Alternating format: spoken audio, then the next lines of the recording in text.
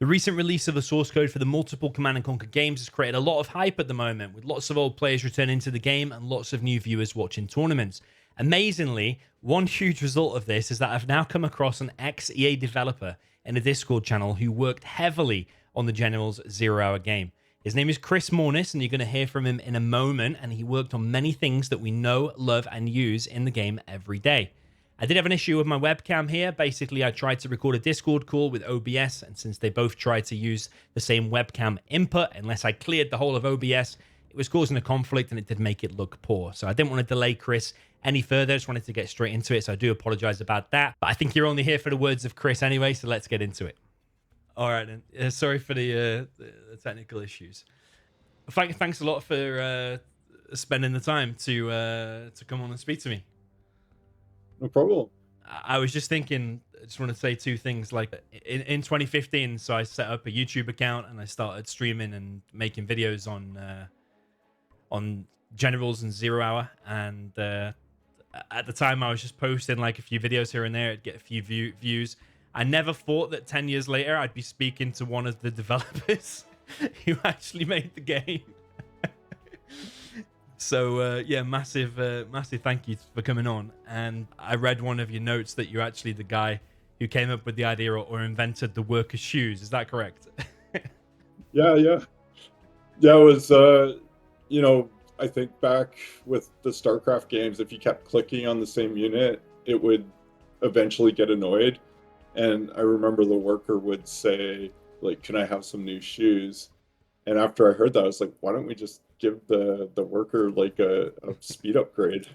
And everyone was like, yeah, let's do it. So it happened. And it was pretty cool because during development, everyone had ideas, and some things worked and some things didn't. But everyone was involved, which was cool. Yeah.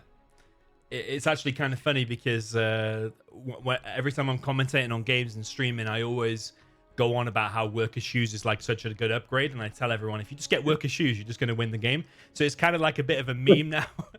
If they just get worker shoes, it's like an automatic win. That's what we say. So it's kind of funny that I'm talking to the guy who came up with it. So No problem. So yeah, for anyone who doesn't know, then who are you? I know if you go into the game and you check on the credits, you see your name down there as like as an engineer. So for anyone who's new, doesn't know you, who are you? All right. Well, I'm Kris Morness.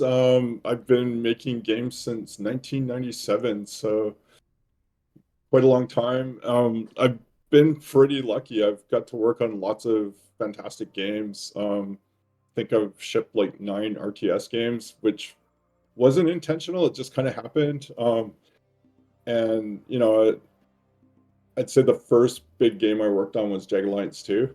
And on that game, I did things like I was responsible for the world editor, the entire strategic AI layer, and auto resolve, which like kept track of bodies and drops and ammo spent and all kinds of stuff. So that was the second project I ever worked on, and it was such a popular game back then that it allowed me to find good opportunities. And so I was able to join EA, work on Command & Conquer, and it was pretty cool because when I was going to school, everyone goes to university, and I remember we played Dune 2000 and the original Command & Conquer game, and it was like, oh, these games are so awesome. And it was a dream of mine to be able to work on it as well.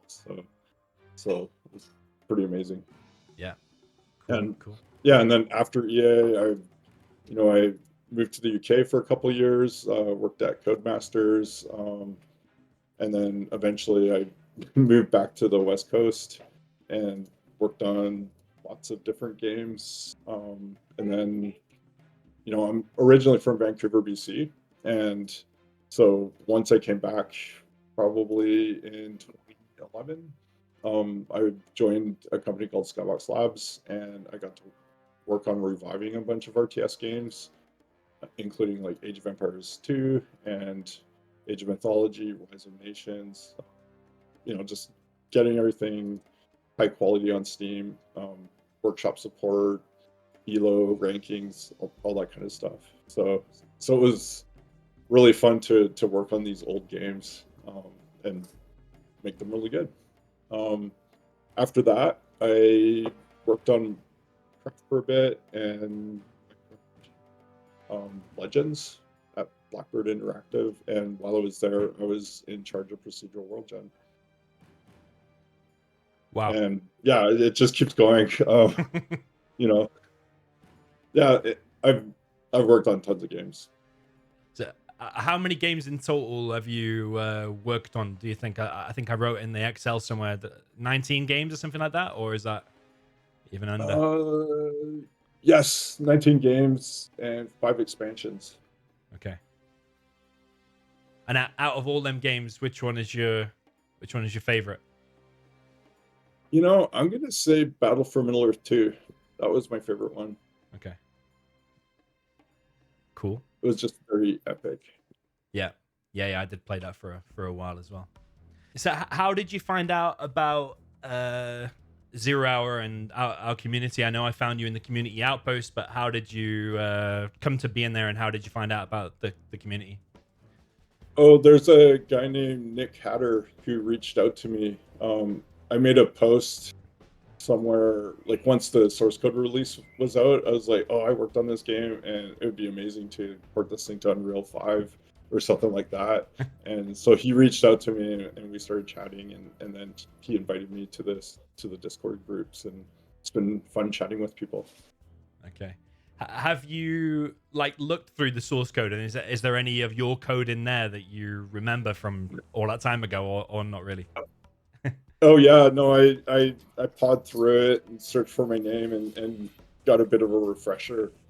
And yeah, there were some absolutely hilarious comments. I remember I did the particle cannon superpower, and we had this laser draw system, and in there I didn't do cons correctness properly at the time, and we were just validating data and so forth. But a senior engineer on the project basically wrapped it in a preprocessor that says, I want to be fired. So then it wasn't defined. So that was his way of commenting it out, was so if I wanted to put that back in, then I'd have to enable that essentially. So it was, we were always having fun, pranks and passive aggressive comments and hilarious stuff like that. That was probably the funniest one I saw. Yeah, I have seen some screenshots of some funny comments in there. Something about the Colonel Burton, I think, on the mountain or something. I don't know if you saw that one. There was a funny comment about that. Don't recall. No. Okay, so yeah, do you know? So you know the executive producer at the time, then, Mark Skaggs. Yep. Yeah, I do. He was the general manager, and I guess at the time kind of like an EP. But yeah, he was responsible for Generals and Zero Hour, and I think Battle for Middle-earth 1. Okay. Because somehow I've got a hold of him and he's agreed to also come on the channel and talk about Generals, so that might be interesting. I don't suppose you keep in touch with him, or it's probably not. We've chatted a couple times on, just passing messages on LinkedIn and stuff. Okay. So yeah, what exactly did you do for Zero Hour? I know you mentioned some stuff. What does an engineer do exactly? Well, at the time, I was kind of a mid-level gameplay engineer, so I was responsible for basically implementing lots of units. And I don't remember them all offhand. I think I had. Yeah, I worked on the particle cannon, the Nuke Cannon, the Chinese one that deploys and undeploys. That one was, I remember that one being particularly challenging because all the logic associated with it, because it's a really slow unit. You have to deploy it, which takes time. So we had all these bugs where you're like, okay, I want to attack this target, and then it starts deploying, and then the unit comes out of range, and then he has like, oh, now I have to pack up and start chasing him again. And they were pretty bad for traveling, I guess. Yeah. So eventually we just had to tweak it, and I think like when it did a chase thing, it would get closer. It would try to get as close as possible to be outside of the range of its victim. Yeah. So that it would have a little bit more buffer before it would, keep switching back and forth. And I also had to make it so that it could reverse on the fly. So if it was halfway through the deploy, like it wouldn't finish it, it would just like reverse it. Yeah, And yeah. that made a big difference. But that unit was the bane of my existence. There were just so many bugs on that thing. Hopefully it stood the test of time. It is a big clunky unit, and sometimes it will set up and fire correctly, and sometimes it'll do weird shuffles, which is probably what you mean by reversing. And there's a bug with it as well, where you can bring like an overlord with a speaker tower near it, and it'll fire 2 shots, and then you can move it away and then to it again, and it'll fire a double shot again. If you understand what I mean. No, I didn't know about that one. Yeah, it's an abuse players use even to this day. Yeah. What else? I did the hacker in Black Lotus, or Lotus, whatever her name is. Yeah, just tons of units. And also the terrorist unit, which was kind of hilarious. I remember some good bugs with that one. First time we set it up, I was playing, a 1v1 with another teammate, and I just spammed a bunch of these terrorists, and I think I had accelerated build times on them, so it was like a line of them going across the map. And then as soon as one of them died, it would explode, and then it would cause the next one to explode. So it was like dominoes going across the map that just blew up the whole group of them. So the fix for that was to say, okay, well, only the unit that gets killed blows up, and they can detonate other terrorists nearby, but those terrorists don't chain. Okay. Catch them off guard. So when you say you worked on these units, did you also come up with the unit in the first place, and did you design the model, or was it kind of like the idea was already there, the model was already built, and you just like programmed it to do its thing? Yeah, everybody had their job. So what I really liked about the team was that the designers were incredibly clear about what they wanted, and they were also quite brief, very high level. So what we'd get is essentially a one-page design. Think like a Magic the Gathering card. You just have some stats and abilities, and it was really, really quite simple. And every programmer that was hooking these things up would be paired with the designer that was responsible for it. And so I would get a card essentially, and then I would look at it, ask a bunch of questions, and we just go back and forth and talk directly. And very, very efficient doing things that way. And of course, artists would take it and they would make the models, and VFX would get hooked up, and sound and all that stuff. Okay, so you would get the card of, let's say, like the Nuke Cannon. Are you responsible for building that model as well in the W3D? No. Nope. Okay. No, the artist would make it, and then I would hook it up to the game. Okay, I see. Okay. Yeah, it's kind of like building a house. You got the architects are like the designers, the engineers are the ones that build it, and the artists are, I guess, the ones that do all the aesthetics and make it look good. Yeah. Okay. Any other units you can think of or buildings that you worked on besides the ones you mentioned? It's been so long. I don't know. I probably was responsible for maybe 20 to 30% of all the units. Okay, wow. Maybe less. I don't know. It's been so long. But like in particular on Zero Hour, there was me plus one other programmer. We were the 2 main engineers on the project, and we had other programmers that came in and left as well. Especially at the end, we had a bunch of people come in and help. But I think that project was only 7 months from start to finish. And it was a small team, but it was mostly designers and artists, and actually mostly designers, because they just took all the INI files and they just modded everything. And yeah, a guy named John Combs, I think he was the one that came up with the original idea, where he said, let's just fart around. And it's like, let's make a faction that is just lasers and another faction that's just demo and Okay. so forth. So that game was essentially just a design mod. So this is 0 Hour now, yeah? Yep. Yep. Yeah, so we just helped support that. And some of the bigger tasks was the Spectre gunship. I didn't work on that unit, another guy did, but that was a big effort. It probably took about 6 to 8 weeks to get it done. Yeah. And the way to look at the Sage engine was, as engineers, we were essentially building the Lego blocks, and then the designers would combine them.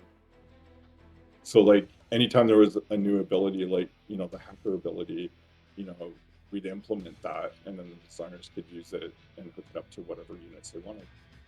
Okay. So just from my understanding then, the Sage engine, was that like already in development by Westwood, and then it was like they were taken over by EA, and then you guys finished it? Is that? Mark will probably have much better history Okay. on this. When I joined, it was Westwood Pacific in Irvine, and I joined right as the acquisition was finalized. So we were working on Generals, primarily the whole studio, while Westwood in Vegas was working on, like one of the Red Alert sequels. Okay. So it was, there were a lot of differences. We just two different studios working on two different games, but Westwood started the Sage engine, but we essentially worked on it full time. It was a fantastic engine for the time. Yeah. And okay. actually holds up pretty well today. Just the fact that it was so modular, back when games weren't modular, like today. You get Unity, you get all your components and so forth, and same with Unreal Engine. It's much easier to do modular design. Yeah. Okay. So you're looking for work now. I know you said something about this layoff craze. Is it like that in the gaming industry at the minute, or? Oh my God, it's been brutal. I've been laid off 3 times in a row in the last 2.5 years. Wow. Okay. Like mass layoffs. Things are changing right now. I guess the best way to explain it is we've got a lot of, AAA game development has been going on for 30 plus years, and you get a project, you work backwards, and you're like, okay, we need 60 people to make this game in 2 or 3 years, and you just kind of go through and make it. But what's happening now is, with the open source engines coming out, been out for several years, like Unreal Engine, indie gamers are able to just go in and buy marketplace assets and kit bash stuff together. So you're seeing these fantastic solo projects or tiny team projects that are completely outperforming these AAA games, which are slow and expensive to make. Okay. So I think what's happening right now is I've got this term called proper AAA. So if you think about games like, Grand Theft Auto, The Witcher games, Cyberpunk, like huge AAA games with huge teams, those are always going to be successful, or at least reasonably successful. Yeah. But a lot of these mid AAA games companies are really struggling to compete and be profitable. So I think part of the solution is moving to smaller, more scrappy teams, like 12 to 20 people working on one game on shorter timelines. and Yeah. embracing marketplace assets. There's some incredible quality out there. Mm-hmm. When you say these, the next level down from the big AAA games, do you think EA falls into that? No, not necessarily. I like some of their game, the sports franchises and so forth. Yeah. Those are remain popular. So like the But FIFA's, this yeah, basketball stuff. Yeah. Okay. Yeah. yeah. I'm not much of a sports gamer myself, so Yeah. I Okay. can't really speak to that. But yeah, like a lot of games, they're just not competing very well. Okay. What was it like your time at EA? Like, what was it like working for a big company like that? Well, it was like for me at my time, when I joined EA, I think I had about 6 years of experience, so I was still quite junior. And it was probably the best learning opportunity I've ever had. The team itself, we had so much camaraderie. We got along, we knew what we were making, everything was clear. We were able to execute quickly and basically make these games quite quickly. Um, on the negative, we crunched a lot. Back then, early 2000s, a lot of game companies crunch was the norm. But at EA, we were working like 6 7 day work weeks, and probably at least 80 hours a week for months at a time. Wow. And it's pretty, when you're young, you can kind of do it for a while, but it became clear that the more you crunch, the worse off everyone is. Everyone gets tired and people are making mistakes. And I still remember this one time, I think I worked like a 14-hour day. It was near release. And, we were like, everyone's fixing bugs. So every day we had to hit 0 bugs. And if we hit 0 bugs, then we were required to stay and play test the game and look for more bugs, which Wow. was it wasn't fun, especially if you're really tired. You'd be like, okay, I've done everything. I just want to go home and sleep. It's like, no, play the game and find more bugs. And it's kind of like, well, should I try to find bugs? Because if I find bugs, that just means we're all going to have to stay later. I don't know. But I remember this one time, I think we were working such long days that, I'd get to work at like 10 in the morning and then I'd be there till like 2 to 4 a.m. And every day it kept shifting later and later. And one day, I think I went home at like 6 a.m. and I went home and crashed. I was sleeping and I get a phone call at 11 a.m. and saying, hey, where are you? We need you at the office. And I'm like, Oh I my God. just came home. So what, the previous day then, what time would you have started? It started shifting. Like, we'd normally be at work by like 9 or 10 a.m., but then it would just get later and later. So we'd stay later and then we'd come in later, and then pretty much our day we kept shifting forward. That's crazy. And we were doing, we were having catered meals like 3 times a day. And then and then we'd get treats.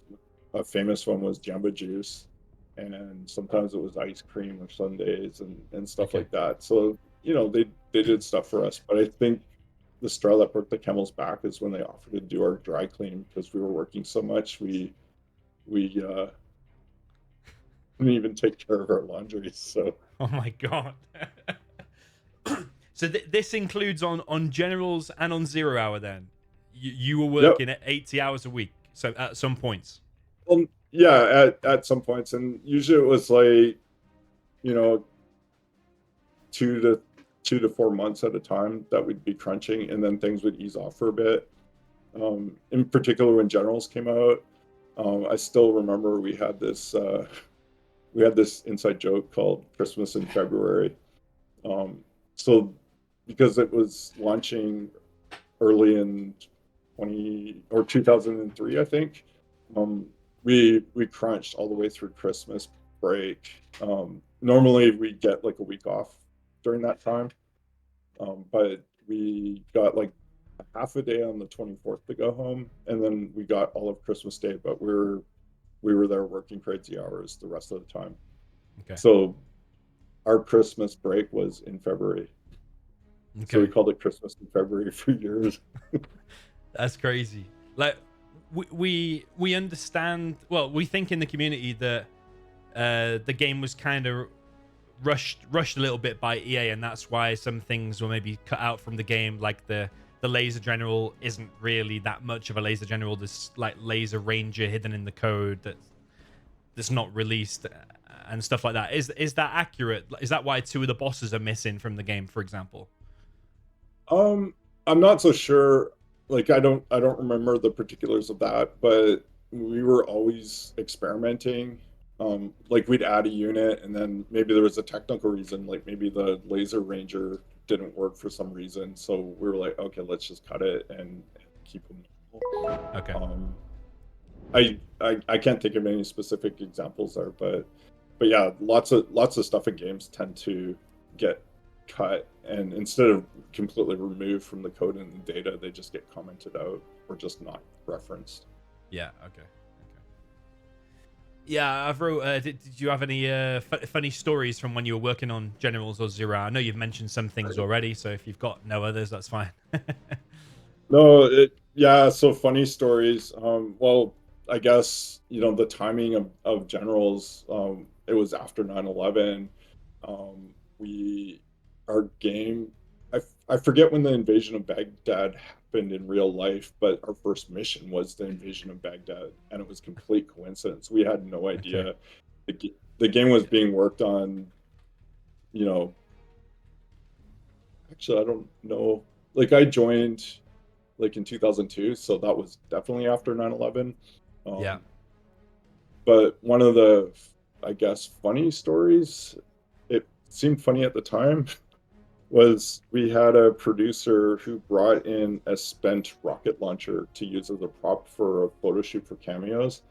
And like he just had it in the back seat of his car and he hauls it out in the parking lot. And it was at the building, people parked outside and it was kind of like like a commercial park, so there were other businesses around. So he's pulls out this rocket launcher and starts walking into the office, and there are a couple ladies that gasped when they saw him, and we were really close to the airport in Irvine, so it was just like it could have been bad, like Is that police legal to showed have up. one of those? Well, it was spent, so it was just the plastic, Oh, okay. like the disposable ones. So it wasn't live or anything like that, but I don't think most people would have known that. So it was a little funny. And then we always were, because we were working such long hours, at the time I had a girlfriend, and she would ask like how my day was, and I was like, oh yeah, today was awesome. We're working on anthrax and bomb trucks and stuff like that, and it's just like we must have, like, the whole team must have been under some kind of automatic surveillance or something. We kept saying all the keywords. Yeah, I just looked up the invasion of Baghdad, April 2003. So I mean, when did? Okay, so it was. I think the game came out in February of 2003. Okay. So yeah, 2 months later, the invasion happened. So quite there were accurate. there were conspiracy theories that we were sponsored by the U.S. military as a propaganda game. Yeah, because the game's and banned in China. Yeah. yeah, and I would say maybe nuking Tiananmen Square might have had something to do with that one in the game. And propaganda towers. Oh yes, yeah, it was. Yeah, I don't think the politics holds up well today, but yeah, there was a lot of campy stuff that just ended up being a little too close to the truth, I think. I think that was one of my questions later. Do you think such a game in today's politically correct world, do you think such a game could be created today with the anthrax and propaganda towers and terrorists? I don't know, but I think you'd have to be careful. Yeah. Yeah. I mean, if it was a remaster, then it might be one thing, but like to create a brand new game like that, I think there'd be some challenges. Yeah, yeah, for sure. This was a question from another guy actually at Arctic Dolphin. He wanted to know, was there any internal project name that you can remember for Generals or Zero Hour before its name came about? I actually checked with the group. We have a Facebook channel that we talk about stuff, and nobody could think of any code names. And one of the jokes was, well, we made the game so quickly that we didn't have time to have code names. But I think the truth was the games were pretty obvious what we were making. It wasn't like we were creating completely new IP. You know, Command and Conquer was well established. So when we were working on Generals, I don't know if it was always called Generals when I joined, or we just called it Command and Conquer. Yeah. Or not. But yeah, so we made those games. Zero Hour, like we knew we were making an expansion, but we didn't know what it was called, but we didn't have a code name for it. And then, you know, one day it was just like, okay, we're calling it Zero Hour. And it's like, okay, cool. Okay. And then for the Lord of the Rings games, you know, I think we just called them Lord of the Rings until we officially named it Battle for Middle-earth, which is probably the longest game name I know. Yeah. The Lord of the Rings, the Battle for Middle-earth. It's just a massive name. And then isn't there an expansion pack as well, like Rise of the Witch King? Oh, yeah. It's just like really lengthy names for sure. And then it was like after that, it's like, yeah, and it's like let's just make C&C free. And actually, that was some fun stuff too, because going from Command and Conquer to Lord of the Rings, it was really exciting for the team because the movies were out, you know, or at least some of the movies were out. It was super popular, and the fact that we were able to work on those games was incredible. Yeah. Yeah, it was neat. But one of the challenges, the toughest challenge to adapting to Battle for Middle-earth was replacing all the projectile weapons with a melee system. So we still had projectiles, but melee was actually quite challenging to implement because it just hadn't been done before in that engine. And it was just a lot of the AI had to be set up and targeting and stuff like that to work like that. Yeah, it was cool. And there actually, I remember a really funny bug in Battle for Middle-earth. I got assigned this bug with a loading hitch, and it was like you're playing a multiplayer game, and you know, the first time a treant picked up either a rock or something. Yeah, no, I think it was maybe a troll picking up a rock to throw. It was something like that.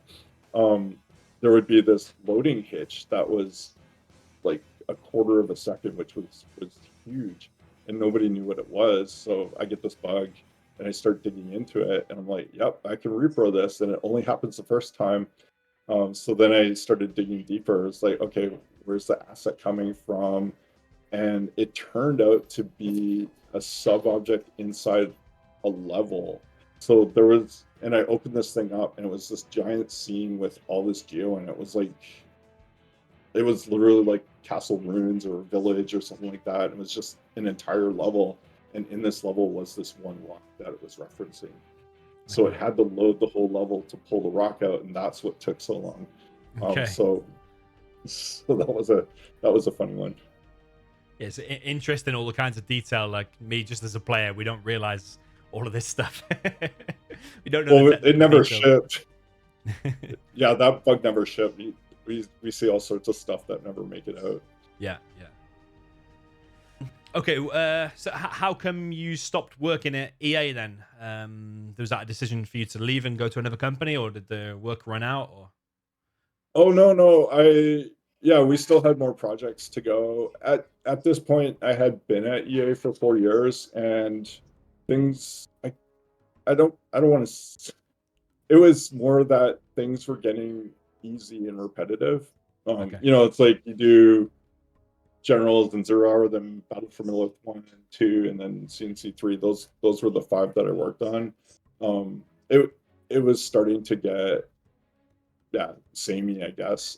But on the other hand, I also got a really good opportunity to work in the UK, and I had never been to Europe, Yeah. and so I decided, okay, let's do this, Okay. and lived in lived in England for a couple of years and traveled Europe, and it was a really good experience. And then after that, I came back to Los Angeles and joined Activision.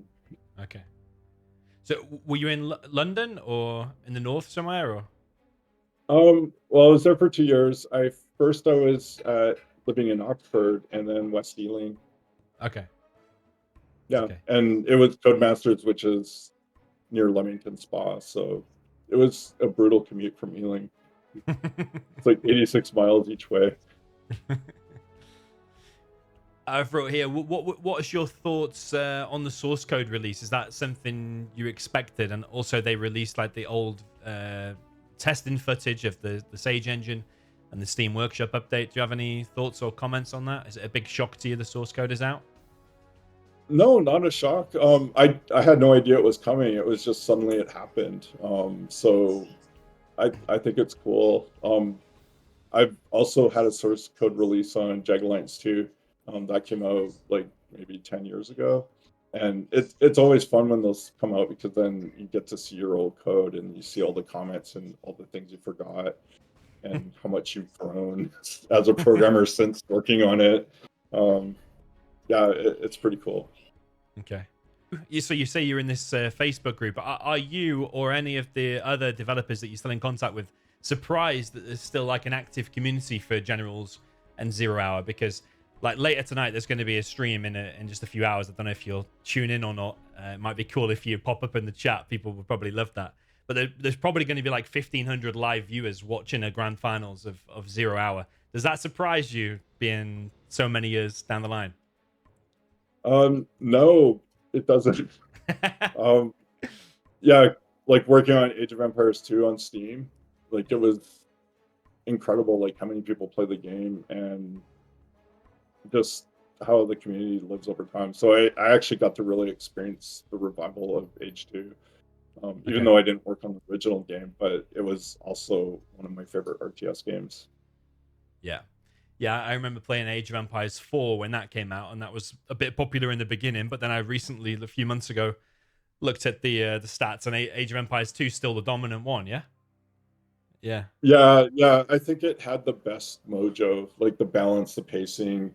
It was easy to understand, like just the paper, rock, scissors of different types of units. But yeah, that game was, I think, one of the holy grails of RTS games. yeah, And there's differences too. Like if you take Command and Conquer, it's a much faster paced game. Um, yeah, Age of Empires 2 is kind of in the middle. And then you've got these really slow paced RTS games like Rise of Nations, where games can last a long time. yeah, So yeah, there's different styles for different gamers. yeah. That's true. Okay, so yeah, it didn't surprise you then that the source code got released. Why do you think EA did that? Is it a way to, why would they do that? That would be a question for Jim.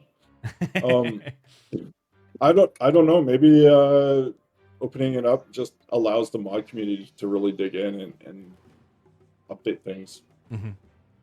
And then, I do remember there was a Generals 2 development attempt that I wasn't involved in that. I don't even know who worked on it, but all I know is that it was announced at one point and then the game got canceled. So maybe this is the next best thing to do is just open up the source code. yeah, I suppose it's a way to bring in sales without releasing your own update. You're giving the community a chance to improve it to bring in the sales. Have I understood that right?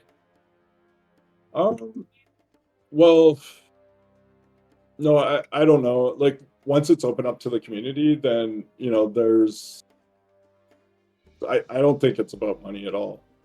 Okay. I think it's just letting people play a classic. Okay. Do you watch any Zero Hour streams? Do you follow any tournaments, or do you watch any other games? In fact. I generally don't watch tournaments. You know, I was more active with H2 with tournaments. I was working on like an unlimited spectator mode. Because a lot of these games, you know, a spectator takes a slot, and you know, you have an if you want to do a 4v4, you can't do that in tournaments because one of the slots has to be an observer. Yeah. So I actually wrote a way to fix that. So you implemented that for H2 then. It has unlimited observers now. I don't know. I left Skybox Labs after I implemented it, but before it went out, so I don't know if it actually made it out.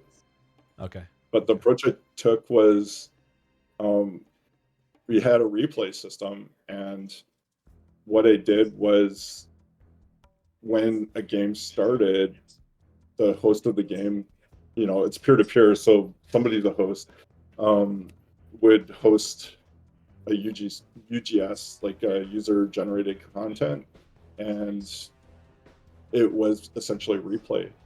So I modified the replay system so that it could stream in real time, with a delay. And then once a game was hosted, then people could spectate games and they get published in a list, just like a lobby. And then you could join that game, and then all you're doing is subscribing to the stream. And then as the game is playing, it just keeps updating it. So you're following behind with a delay, because it's quite easy to cheat in a situation like that. So if you have like a 30-second delay, it'd be easy for someone playing a tournament to just have another screen with the replay on it. So, you know, I think, you know, so it was configured like how long you wanted the delay to be. Mm-hmm. Yeah, in Zero Hour at the moment, a big thing that keeps it going is just private donations we get to the game. So, for example, in 2024, we had the World Series that's hosted on Game Replays, and the prize pool reached like $13,000 or $14,000. Does that surprise you? If the viewers don't surprise you, does that surprise you? Not too much. I mean, there's been some games with huge prize pools as well, like, you know, of course, like games by Riot. Yeah. But yeah, I think Age of Empires 2 also had similar prize pools. Yeah. For their bigger tournaments. Yeah. Do you still follow H2, the competitive scene now, and watch tournaments now, or not really? No, it was more when I was working on it. Okay. Because I was much more active with the community back then. Okay. So I think I follow a guy on Twitter. I think it's Viper. I think he's one of the best players. I don't know if you know him or not. Sounds familiar. Yeah. Okay. Do you know why the 0 hour speed is linked to the FPS? And like, I think it's one of the only games I know, or the only game I know. Why is it linked to the frames per second? Do you have any info on that? Well, at the time, you know, network play was still quite slow, like internet speeds, and you know, because nowadays, just go on Steam and you play anyone in the world, and you know, it's crazy what you can do now. But back then, networks were a lot slower. So the key thing was to reduce how much traffic there was going over the network, because it's peer to peer. When you're playing 8 players, everyone's talking to everybody, and what you do is you send all the input data. Like, I selected this group of units, I told this selected group to move to this point or attack this thing. So when you're sending that kind of data around, all the other players basically process it and you know, reproduce the simulation deterministically.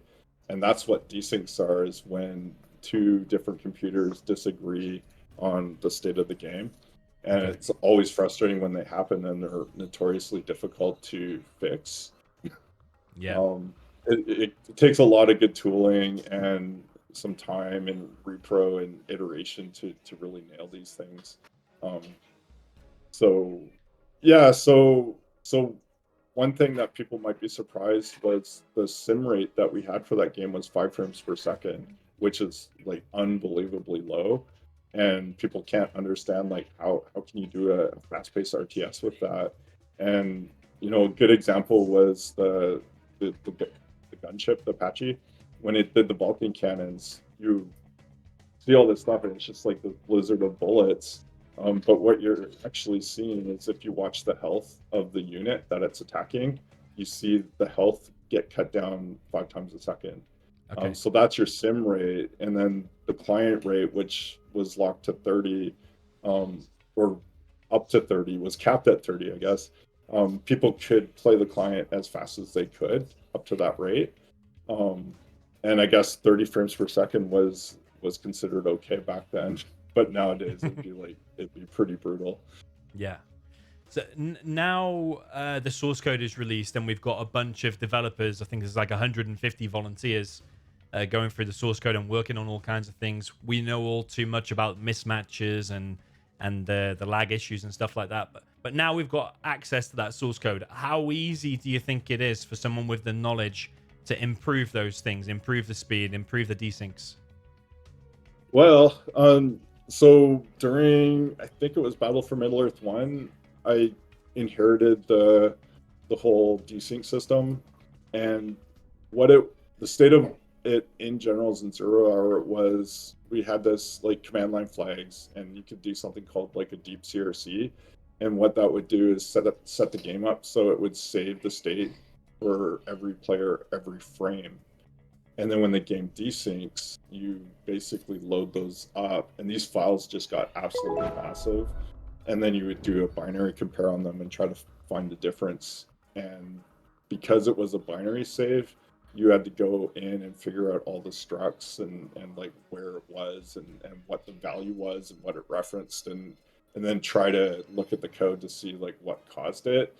And we would do a lot of things like printf debugging, where we would add additional stuff so that it would save more data, so that you can find out like choices and what paths were taken and uninitialized values. Like anything could happen, and even like the dreaded float AMD versus Intel. You get round off errors that accumulate over time, and then once you get a different value, you get a desync. And on the retail version of the game, it only checks the CRCs of the different systems like once every 100 frames. So the problem is when it desyncs in retail, 100 frames is several seconds of gameplay, and then it's like the game desync, nobody knows what happened 3 seconds ago. So it's difficult to solve that. So in Battle for Middle Earth, I basically took that system, I converted the saves to be human readable so that they'd be faster to analyze, but I also put them into memory files instead of writing to disk, because writing to disk is super slow. So essentially I kept a buffer, like a history of like the last 30 to 50 frames, and it would just write to memory, and then once the game desynced, it would save all that out. So the files were smaller, but most importantly, the game wasn't a slideshow when you played it. You could actually play at pretty much the same speed as everyone else. Okay. So Generals doesn't have that code. Yeah, there's so that's the approach I would take. There's been so many times where we're in a big tournament, we're in a grand finals, they've been playing for 40 minutes, and then we get the dreaded mismatch screen. That's happened all too many times. Yep. So for anyone like without the knowledge or the deep understanding of this, could you explain, like on a simple level, a typical example of why a mismatch might happen? Is it because I've got an Intel and someone's got an AMD and their PC is working it out differently, or? Yeah, that's one common situation, but most of the time it's like something is wrong with the code. I specifically remember one of the toughest desyncs I ever fixed was on Battle for Middle Earth 1. We had a particular level that had animals that would desync every once in a while, and it was super low repro. Like we might see it once every 2 weeks. So it wasn't super high priority until we got close to shipping, and then it was like all hands on deck. And at the time, we had about 60 QA, and like these poor guys were just playing the game all day, every day, trying to get this repro. And then once we finally caught a desync, then I would be able to go through the logs, diff them, and get closer to the problem. But because when you're saving the game, you're not necessarily saving everything, and there's a lot of transient values that can contribute to the state. So you have to kind of figure out, okay, well, what caused it to go here? So you end up injecting additional logic to record extra data, and essentially print up debugging. So in this case, it was an uninitialized variable that caused it, and when you had an animal, we had these fenced in pens, and the very beginning, it would pick a random position for a unit, or like every time it would pathfind, it would say I've reached a destination. It would just do a wander AI, like pick a random point to move to. But that initial state was like a random position that was uninitialized. If that position happened to be valid inside the pen, that's when the desync would happen. Okay. And so once we found it, then we basically added some code to initialize all our floats to magic numbers, like dead beef or something. And then we would just check for that. So we basically wrote a wrapper for that, and then we ended up finding like 3 different places where we had similar problems and basically fixed them all at once. Okay. And what? Yeah, go on. Sorry. I was just gonna say, the network guys initially were really responsible for all this stuff, and that was the majority of their work, was just finding and fixing desyncs. But almost every time it was the fault of someone on gameplay just doing something silly or not understanding the ramifications of their code. So it was a really good learning experience, because it was like, everyone just assumed, oh yeah, the network guys have to fix it. It's their domain. But in the end, it was all about learning from the mistakes and educating the team. So every time there was a desync, there'd be a post-mortem, and I'd write something up saying, okay, this is what caused it, this is how we fix it, and this is how we're going to prevent it from ever happening again. But it also served as a teaching moment for other people on the team, so they're like, oh yeah, good to know, so that we don't do this. Okay. What's the benefit for a company to ship a game, and when we connect to each other on the multiplayer, it's peer-to-peer, whereas most other games I know, you join a server and you don't experience things such as desyncs. Why would a company go in that direction? What's like the benefits? Well, okay, so RTSs during their heyday, like 90s, 2000s, they were super popular back then. Internet wasn't fast enough to handle the volume of data, because when you look at a client server game, like Unreal Tournament or something like that, you only have a few people who are actually simulating data. So there's a lot less data that you have to track, but the data that you track on a client server is much more detailed.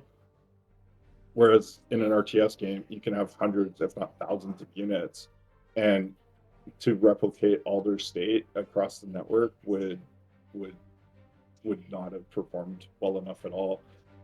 If I were to do an RTS game today, it would just absolutely be client server, because internet speeds are there, the server is authoritative, and get no more desyncs. Because desyncs is it's a full-time job for at least one person. Yeah, it doesn't sound too fun, to be honest. It's fun. It's like each one is like it's like solving a murder mystery. It's like, what happened, who done it, how do we find it and fix it. So Jim Vasella then? Yes, he was just a little kid back then. Well, yeah, he still uses the nickname Jim Turn. Yeah, which is funny, because now he's definitely not an intern. And yeah, he's done great things. Yeah. And so C&C Hyper, who's mainly driven this source code release, you probably don't know him then, because I think he's only been working for EA as of recent. Yeah, I don't know him. Okay. So yeah, I mean, the next question on my list was, do you keep in contact with any of the old devs? But you've already kind of answered that. You have this Facebook group. Is everybody on there? Are they from the old team? Um, I think the majority of everyone is there. Okay. Yeah, it's like an EALA alum group, but it's the RTS group specifically. Okay. Like Jim posted that the source code dropped, Okay. the open source stuff, and we had some funny comments in there. And actually, there was this really funny guy named Graham Smallwood, and he's a teacher now. But I saw this one comment where it was like, it was the worker unit, and it was like, holy fuck, this is a worker is like a troop transport and Yeah. I something saw this. else. I saw that. I saw it. It's a dozer and a truck, Yeah, a supply a collector all in transport. one. Holy fuck, as Anthony said. Yeah. So I'm sure his students will see that, and then they'll have a lot more respect for him, because that was just a cool comment. Yeah, so I know you're obviously in the Community Outpost Discord channel. Are you in there? Probably, I guess, not to support in any way with the community patch, or I imagine you're too busy, especially searching for a new role right now. Yeah. Unfortunately, I have a family and a mortgage, and I need to find my next job, which is taking up my time. But I'm also, I've dedicated myself to Unreal 5. I've been using it exclusively since it came out, Okay. and I plan to keep it that way. But in the meantime, I'm interviewing with various companies, but I'm also working on an indie project, just a side project, and I'm using it to learn new techniques and basically just practice everything. I'm a total generalist now, so I've worked on pretty much everything.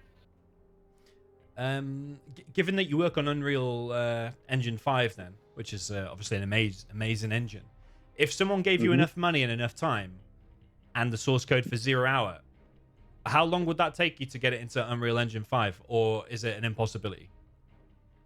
So the biggest issue will be the licensing, because to do a proper remaster Let's say requires, hypothetically. Let's say like EA would have to sponsor it, Yeah. and it would have to be a project that could be sold for money.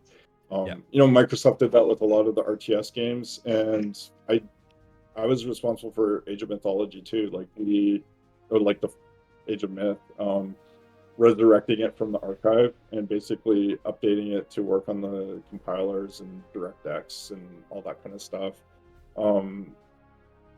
The team that I was running was, I think, there was 2 engineers initially. We ended up getting, I think it was up to like 7 or 8 by the end, and we were working with a group called Forgotten Empires, which was a modding group for Age of Empires and Myth and stuff. So they worked on all the content and the DLC, and then we supported them from an engineering standpoint.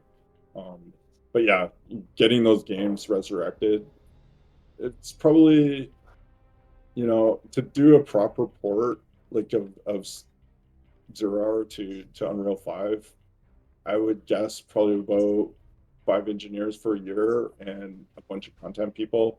We'd have to get all the source assets as well, and then basically rebuild them.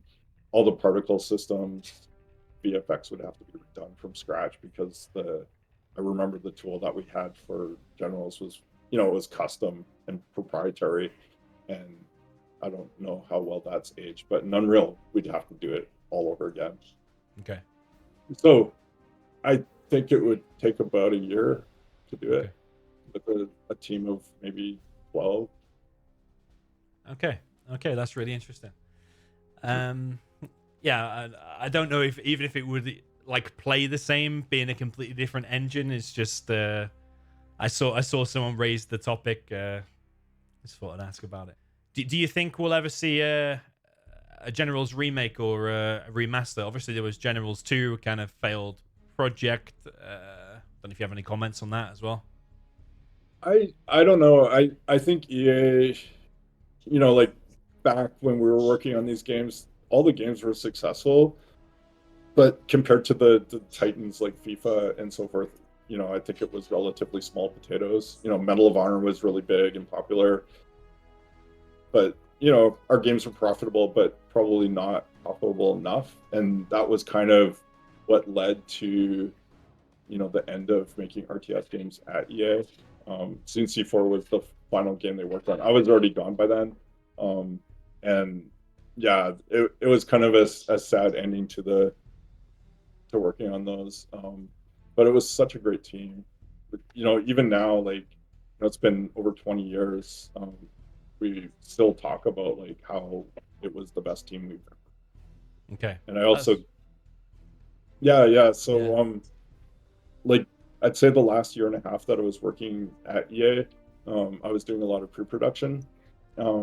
So we had this one time where I forget the specific games, that may have been like GoldenEye, Battle for Middle-earth 1 maybe, and a Medal of Honor game as well. The studio shipped all 3 games super close together, and there was nothing for people to move on to. So there were some layoffs at the time, and it was just a bit of a flood. And so they were like, okay, we need to pay closer attention to this. So they came up with this technique of, you know, I think it was like 5% of people were working on games that were more than 2 years out, and 20 to 25% were working on games that were between 1 and 2 years out. And then the rest of the studio was working on games that were less than a year out. So the idea was really to seed new projects and have them ready to go when other titles launch. And that's a challenge I've seen in a lot of game companies where, you know, that forward planning isn't happening well enough. And you're also seeing lots of layoffs because it's like, you know, you get this big expensive team, they ship the game, but they don't have enough money to keep it going. And then they have to lay off a lot of people and then start a new project with a smaller team. And that's kind of the problem with things. But yeah, so I got to work directly with Louis Castle, who is essentially the godfather of RTS games. He is by far the best leader I've ever had. Okay, wow. Very, very experienced, very clear, like, just he knows what makes games tick, and he was just really awesome to work with. Okay. And he would, if he had feedback, his feedback was amazing. Like, nobody ever got offended by his feedback. Some people can get really defensive if it's like, oh, I designed this thing, and you know, you'll get some other designer that says, oh, this isn't fun. But Lewis would never do that. He was always like, you know, what do you think if we looked at it this way? You know? Okay. And yeah, so he was brilliant. What was his last name again? Sorry, Lewis Castle. Lewis Castle. Okay. The founder of Westwood. Okay. Yeah, I didn't know his name, to be honest. Okay. Yeah. No, Yeah. he's awesome. Okay. I think you'll say no to this one. If what's the chances of you installing Generals Zero Hour and playing against someone? Let's say I got you a sponsored match. Let's say $100. What's the chances we could see you in a match? I'd do it. I don't care about the money at all. It'd be just for fun. I totally suck. I haven't played the game in over 20 years, so Okay. I'd have to install it and play a couple matches and get my bearings again. But I've never been particularly good at, you know, competitive RTS games. You know, I remember when Generals and Zero Hour came out, like, we'd always play against the public for the first few days. It was like, how long can you last before you get crushed? Yeah. And, you know, for me, it was like 3 days. And I had, like, you know, a year of experience playing the game all the time. Mm-hmm. And then, you know, it comes out and people just learn from replays, and boom, it did not take long. Yeah. But internally, I was on the I guess I was never the best, but I was pretty close. Like, I always got owned by Greg Black and a guy named Gavin Simon. And Gavin, he's had a really good career. He was one of the founders of Supergiant, working on the Hades games. Okay. And a few of the EALA RTS group went there everything. Yeah. Yeah. Okay. Okay. Yeah. Hopefully, we'll see you online once, but at least at one time. But it sounds like you have got other priorities. You've got a family. You've got a job to find. So we understand if you're too busy. Totally understand. Yeah, I mean, I'm happy to answer questions and point people in the right direction. Like, you can think of me as a consultant, Yeah. or an advisor. So that's probably the best way I can help for now. Yeah. If there's any game companies watching this that are interested in hiring you or working with you, I don't even know if this is the right platform, or is there any skills you have that you want to put out there? I mean, I am in touch with a few, actually. I have a few Discord groups, and occasionally I'm in touch with probably like 2 or 3 companies, really small ones. And they message me every now and again and ask my feedback or ask me to play test something. So I suppose some people might be watching it. I don't know if this will help you in any way. Is there anything you want to say to any of those people? Sure. Like I said, I've been a generalist, which means I work on everything. Supporting the game. I always make the joke that I'm a designer trapped in a programmer's body. Before I got into games, I wanted to be a game designer, but I also gravitated to computers and programming, and got my first job as a programmer. So I've always been a programmer, and that's kind of how it goes. And I don't regret any of that. But I've always been very close to gameplay, and I'd say for the last 15 years, I've been a generalist working on almost everything except gameplay. Like core features and engines and plugins and that kind of stuff. Yeah, so I've only been considering Unreal 5 positions, Okay. and I like growing teams. I've managed teams from like 5 to 12 people for the most part, and then biggest team I've ever managed was 60 people. 60. Yep, that was Okay. crazy. Yeah, I bet. And the more people you manage, the less hands-on you can be. So I enjoy a balance of both. Yeah. And I also really like working with juniors, and it's kind of a really sad thing right now is it's really hard for people to get their foot in the door. But yeah, I think there's a lot of wasted opportunities.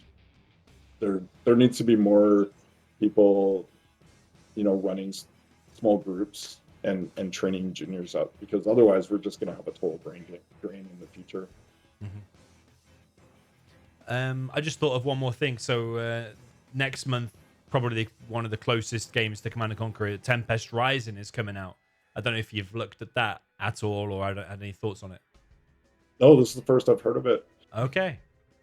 Yeah, check that out then. Type into Google Tempest Rising, and it's a bit like, definitely inspired by Command & Conquer. Instead of GDI, they have GDF. Okay. Yeah, check that out. All right. I'm surprised you've not heard of that, actually. No, there's so many games being worked on. Yeah. I suppose, for the Command & Conquer community, it's the closest thing to Command & Conquer that's coming new. And that's supposed to come out next month. It really does have that look. Yeah, it looks good. Yeah, even like the cover poster is like inspiration taken from Generals and the original Command & Conquer, like with the units kind of coming at the camera kind of thing. Yeah. Sweet. Yeah, I'll check it out. I've been in touch with Frost Giant from time to time, with their what's their game called? Stormgate or something? Yeah. Yeah, it's pretty cool. Yeah, it's nice. I'd love to see an RTS game do well that isn't just a pure remaster. How is the development of Stormgate going? Do you know? I was following that at the beginning. I just had some kind of unofficial chats with one of their guys, and yeah, I think he was like, "Oh my god, you've worked on tons of RTS games." Yeah, is that a team you'd like to be on then? Is it? Potentially, yeah. Yeah. Okay. Yeah, that would be good. It's supposed to be a big title. I don't know if it's finished yet, or I kind of stopped following it over the last few months. Yeah, it's been in early access for a while. Yeah, okay. Okay, cool. Well, thanks very much for your time. I'm probably going to go away from this, and I'm probably going to think, oh, why didn't I ask that? I'm probably going to have another 100 questions, but I think I've taken enough of your time for now. So thank you very much. All right, it's been a pleasure. Yeah, and yeah, I'll post this on YouTube, and I'm sure the community are going to love hearing from one of the original devs. It's kind of unbelievable for us. So thank you. All right, no problem. And if you ever want to do like a Reddit, ask me anything, we could probably get a few devs involved in that. That's really cool. Yeah, we'll probably take you up on that offer. Yeah. Okay. Okay, cool. Thank you very much, Kris. All right, bye. Take care. Bye-bye. Okay, then, so that concludes the interview with Kris. Massive shout out to Kris. I still can't believe it. Like at the beginning of the video, I was saying 10 years ago, I created a channel, and 10 years later, I'm speaking to one of the developers that made like workers' shoes and the Nuke Cannon. It's really, really surreal. So massive shout out and thank you to Kris for agreeing to this. Really, really a pleasure to speak to him. And yeah, we'll have to take him up on the offer of the Reddit Q&A thing. So if you've got any questions, I think first of all, drop them down in the comments. If we get enough, maybe I can convince Kris to come and do another half an hour or something like that.